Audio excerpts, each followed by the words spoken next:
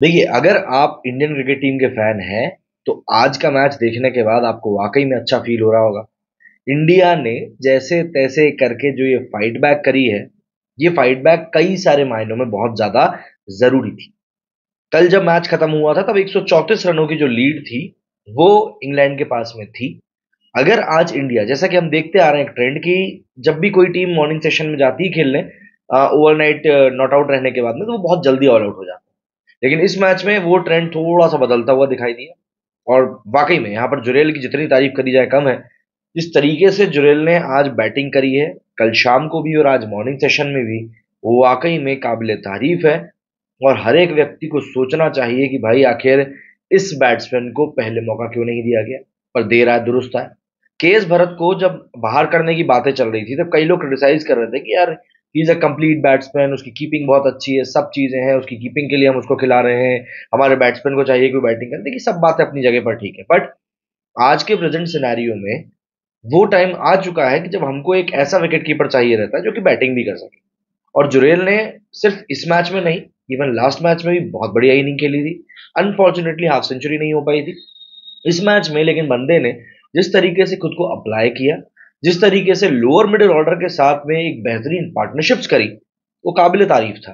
मतलब आप यहां पर देखेंगे तो जुरेल और सरफराज ने सबसे पहले शुरू किया था, बट अनफॉर्चुनेटली ना सरफराज के साथ पार्टनरशिप हुई ना अश्विन के साथ हुई। और अश्विन तो मेन रिकॉग्नाइज्ड आखिरी बैट्समैन था। इसके बाद में बारी आती है कुलदीप यादव की।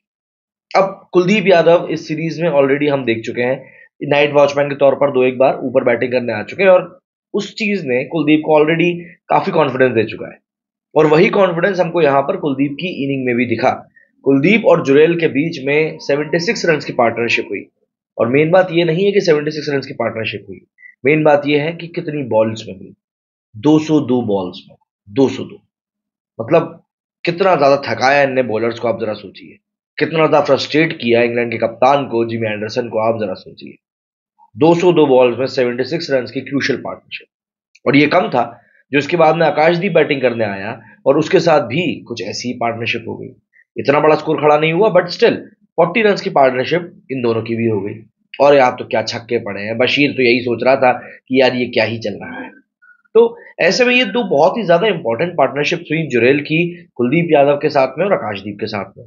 आकाशदीप जो कि डोमेस्टिक क्रिकेट में काफी छक्के मार चुके हैं, तो ऐसा नहीं है कि बल्ला घुमाना आकाशदीप को नहीं आता था, आता था। लेकिन इस चीज ने, जो ये करंट सिनेरियो हमने इंडियन विकेट कीपर का देखा है, वो वाकई में काफी ज्यादा सेटिस्फाइंग है। मैं ऐसा इसलिए कह रहा हूं क्योंकि ईशान किशन की हम बात कर सकते हैं, सरफराज खुद भी विकेट कीपर, पर उससे भी करा नहीं रहे। बट अगर हम एक ब्रॉडर सिनेरियो में देखें तो यहाँ पर चीजें काफी ज्यादा ऋषभ पंत के बाहर जाने के बाद से ठोस नहीं हो पा रही थी। और यहाँ पर जुरेल की इस इनिंग को देखने के बाद में लग रहा है कि अगर जुरेल इसी समझदारी के साथ आगे बढ़ेंगे तो आने वाले समय में ही can be a good test match cricketer. One day और T20 की हम बात नहीं कर रहे हैं अभी, पर टेस्ट मैच में बहुत बढ़िया हो सकते हैं। क्यों? क्योंकि बंदे को टेल एंडर्स के साथ खेलना आता है। इनको पता है किस तरीके से स्ट्राइक रोटेट करनी है, किस तरीके से स्ट्राइक अपने पास रखनी है, किस तरीके से गलत बॉल, लूज बॉल दिखने पर अटैक करना है। उसको पता है इन सब चीजों को आखिर मैनेज कैसे करना है। और यही एक बड़ा कारण है कि ये इनिंग जुरेल की इतनी ज्यादा सेटिस्फाइंग थी। सरफराज के साथ में जब डेब्यू हुआ था जुरेल का, तो कई लोग कह रहे थे कि यार जुरेल के बारे में बात क्यों नहीं कर रहे हो, he is also complete batsman. और तरह तरह की बातें हुई थी, प्लस क्रिकेट को लेकर उसकी जो जिद थी, जो जुनून था, उसके बारे में बहुत बातें हुई थी। बट इवेंचुअली आज की इस इनिंग को देखने के बाद में जो लोग इसके बारे में नहीं भी बात कर रहे थे, उनको बात करनी चाहिए। क्योंकि वाकई में ये इंडियन क्रिकेट का एक ऐसा दौर है जहां पे आपको नहीं पता कि कब कौन हीरो बनकर आ जाएगा। सबसे इंपॉर्टेंट बात बल्कि मैं ये कहूंगा कि यहाँ पर इंग्लैंड को जो एडवांटेज मिल सकता था, वो एडवांटेज भी उनके हाथ से निकल गया। देखिए, अगर इंग्लैंड यहाँ पर इंडिया को जल्दी ऑल आउट कर देता, 100 से भी ज्यादा रन की लीड ले लेता, तो वो एक बहुत ही ज्यादा फेवरेबल कंडीशन होती इंग्लैंड के लिए। बट इंडिया ने 307 रन बनाए, इंग्लैंड को लीड मिली है 40 रन की, 46 रन की उनको अहेड मिल गया है, गो अहेड मिल गया है। अब ऐसे में जिस तरीके से, जिस ग्रिटीनेस से इंडिया ने आखिरी में बैटिंग करी है वो कहीं ना कहीं इंडियन प्लेयर्स को एक कॉन्फिडेंस देगा, एक बूस्ट देगा कि नहीं यार, हम यहां पर जाके इन लोगों से लड़ सकते हैं। और वही चीज देखिए हम लोग देखना भी चाहते थे।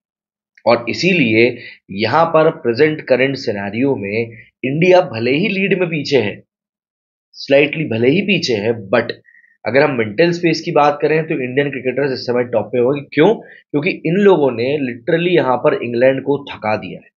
मतलब अगर हम आखिरी 3 विकेट्स की ही बात करें, सिर्फ आखिरी 3 विकेट्स की, तो यहाँ पर करीब करीब 130 रन बने हैं आखिरी 3 विकेट के लिए। नंबर ऑफ बॉल्स की बात करेंगे तो ये ऑलमोस्ट 50 ओवर के बराबर हो रहा है। मतलब 202 बॉल्स खेली थी जुरेल और कुलदीप ने, 75 बॉल्स खेली जुरेल और दीप ने, इसके बाद 14 बॉल फिर खेली, तो ये ऑलमोस्ट 300 बॉल्स हो रही। मतलब आखिरी 3 विकेट के लिए इंग्लैंड को 50 ओवर डालने पड़े। और देखिए, ये कोई कम ओवर नहीं होते हैं, अच्छे खासे ओवर होते हैं, वो भी इस टीम के लिए जो टीम ये सोच चुकी है कि अब तो टेलेंडर है, फटाफट फटाफट विकेट चले जाएंगे। 50 ओवर मायने रखते हैं।